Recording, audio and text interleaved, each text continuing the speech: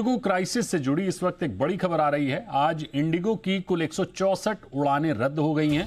मुंबई से इंडिगो की 8 उड़ानें कैंसिल की गई हैं। हैदराबाद से अब तक 115 उड़ानें रद्द होने की खबर आ रही है।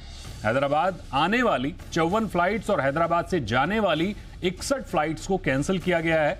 चेन्नई से 38, चंडीगढ़ से 3 फ्लाइट कैंसिल की गई हैं। जयपुर में भी आज इंडिगो की 11 फ्लाइट रद्द कर दी गई है। एक और बड़ी खबर आ रही है, सरकार ने इंडिगो पर एक्शन लेने की तैयारी कर ली है। डीजीसीए ने इंडिगो को नोटिस भेजा है।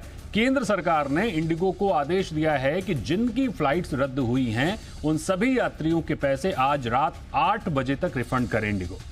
और भी कई बातें हैं सख्त लहजे में सरकार ने कही हैं, और इन खबरों को विस्तार से बताने के लिए दिल्ली से हमारे साथ जुड़ रहे हैं हमारे संवाददाता अमरीश पांडे। अमरीश, लगातार हम देख रहे हैं कि इंडिगो का संकट बरकरार है, फ्लाइटें हर दिन रद्द हो रही हैं। हालांकि कहा यह जा रहा है कि आगे स्थिति सुधार ली जाएगी, लेकिन स्थिति सुधरती हुई नहीं दिख रही है।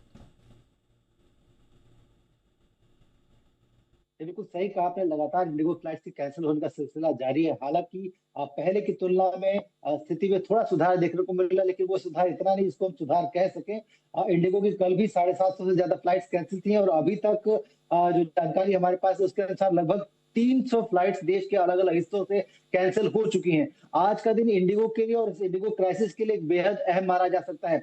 आज एयरलाइंस के लिए जो जवाबदेही थी, चाहे वो सीईओ के लिए हो, चाहे वो अकाउंटेबल पर्सन यानी कि उनके सीईओ के लिए हो, उसको देने का आखिरी दिन है। इसके अलावा आज शाम तक सभी यात्रियों को जिनके कैंसिलेशन हुए थे उनको रिफंड करने का आखिरी दिन है। इसके साथ ही साथ जिन यात्रियों का सामान एयरपोर्ट पर पड़ा है, उनको नहीं मिल पाया या फिर यात्री एयरपोर्ट में फंसे हैं, उनको भी सामान वापसी का आज आखिरी दिन। तो कुल मिलाकर आज का दिन बेहद अहम है, सरकार के लिहाज से भी, इंडिगो के लिहाज से भी और इस पूरी क्राइसिस और यात्रियों के लिहाज से भी। यात्रियों को अगर आज शाम तक रिफंड नहीं मिल पाता है या इंडिगो की कोई कोताही दिखती है तो सरकार बड़ी पेनल्टी लगा सकती है। डीजीसीए लगातार इस बात की मॉनिटरिंग भी कर रहा है। इसके साथ जो सीईओ और जो अकाउंटेबल पर्सन है यानी कि उनके मैनेजमेंट को जो चिट्ठी भेजी थी सरकार ने और शो कॉज नोटिस में जवाब मांगा था, उसमें भी शाम तक अगर जवाब नहीं आता या फिर सरकार उनके जवाब से संतुष्ट नहीं होती तो उस मामले पर भी बड़ा एक पेनल्टी लगाई जा सकती है और मैनेजमेंट से कहा जा सकता है कि जो जिम्मेदार लोग हैं उन पे कार्रवाई की जाए और वो कार्रवाई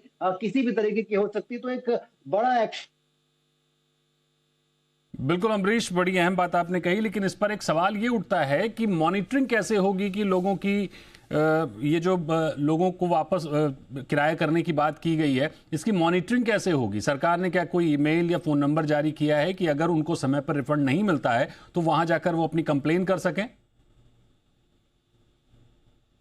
देखिए, सरकार ने पहले दिन जब जी बिजनेस की खबर के बाद ये इस पे एक्शन लिया था तभी कहा था कि हम एक हेल्पलाइन नंबर जारी कर रहे हैं और 6 हेल्पलाइन नंबर जारी किए थे सरकार ने। इसके अलावा सरकार की जो वेबसाइट है उस पर भी आप ये जानकारी दे सकते हैं। साथ साथ सरकार ने एक 24 घंटे 7 दिन के लिए एक अलग से कंट्रोल रूम बनाया जो कि इस पूरे फियास्को पर लगातार मॉनिटरिंग कर रहा है। तो उस सेल को भी ये जानकारी दी जा सकती है। इसके साथ साथ इंडिगो, बाकी जो एयरलाइंस है वो, इसके अलावा जितने भी ट्रैवल पोर्टल्स हैं उन सबको भी जानकारी दी जा सकती है। तो आप किसी भी तरीके से आप इन सबको जानकारी देंगे तो आपकी जानकारी सरकार तक पहुंचेगी और सरकार उस पर एक्शन लेगी। तो कुल मिलाकर सरकार ने कोशिश की है कि रिफंड की जो प्रक्रिया है, जो सबसे बड़ी डिमांड थी जी बिजनेस की भी और यात्रियों की जो परेशानी को कम करने का, उस पर सरकार लगातार फोकस बनाए हुए और कोशिश यही है कि यात्रियों को रिफंड मिल सके। इसके साथ जो प्राइस कैपिंग लगाई है एयरफेयर पे, उसका भी लाभ यात्री को मिल सके, उसकी भी लगातार मॉनिटरिंग सरकार की तरफ से जारी है। तो सरकार की जो हेल्पलाइन नंबर्स हैं उस पर लगातार आपको जानकारी मिल सकती है और आप भी अपडेट कर सकते हैं। इसके साथ ही सरकार के जितने पोर्टल्स हैं और सरकार के सोशल मीडिया हैंडल्स, चाहे वो डीजीसीए का हो, चाहे वो मिनिस्ट्री ऑफ सिविल एविएशन का हो, उस पर भी अगर आप टैग करते हैं तो आप ये जानकारी सरकार तक पहुंचा सकते हैं और आपकी तकलीफ को सरकार संज्ञान भी लेगी और उसके हिसाब से कार्रवाई करेगी। इसके अलावा एक और चीज हम देख रहे हैं, सरकार ने भले ही कैपिंग तय कर दी है कि कितनी दूर का किराया अधिकतम कितना होना चाहिए, दूसरी ओर हम देख रहे हैं कि इंडिगो की फ्लाइट्स लगातार कैंसिल हो रही हैं, लेकिन बुकिंग अभी भी वो लगातार ले रहे हैं। आज की भी अगर आप बुकिंग देखिए तो आपको शाम की फ्लाइटों की बुकिंग मिल रही है।